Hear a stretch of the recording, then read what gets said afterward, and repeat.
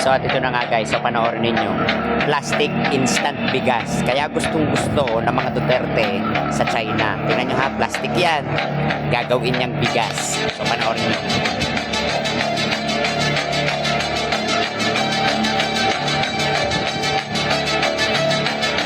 Yan yung nabalita sa Davao na kumalat na bigas na plastic. Hindi ko lang alam kung kailang big yun, pero basta kumalat yun. Magiging bigas yan.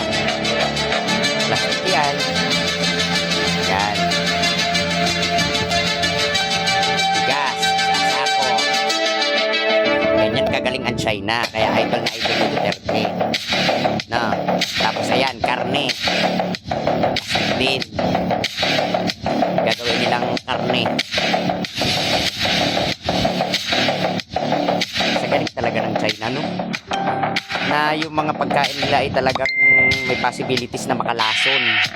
Kasi imagine mo, kakain ka, plastic. Gagawin niyang karne. Panoorin mo mabuti. Pero napakagaling ng China, ha? Kaya idol na idol ng mga Duterte yan. Kaya ang gusto ng mga Duterte pumanik sa China para at least kung yung mayaman lang ay sila. Talagang yung mga tao nilalason. Ayan o. Kala mo yung wafer pero karne yan. Ayan yung kinakain sa mga sangyup. Ayan. Kahati-hatiin yung bangkitan.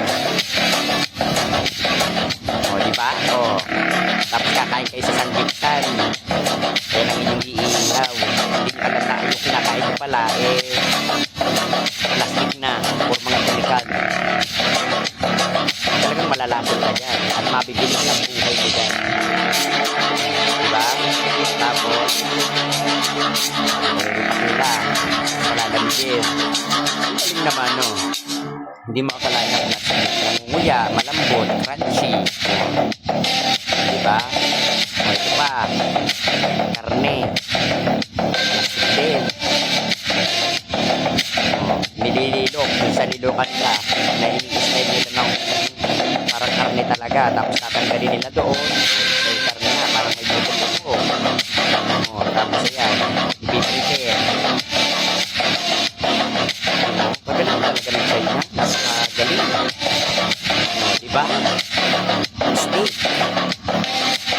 Diba? Tapos ito pa, pero kaya madami yan, o yung karne yan. Lalagyan nila ng pantikit. O lalagyan nila ng ganyan. Lalagyan ng ganyan. Tapos i-biscuit. Tapos uhugasan. O diba? Instant chicken na. Diba yung pinagdikit doon? Tinagawin yun. Pwede rin yung makalason. Ganyan. Mga advance. Kahit walang karne, tayo na gumawa ng karne. O ayan.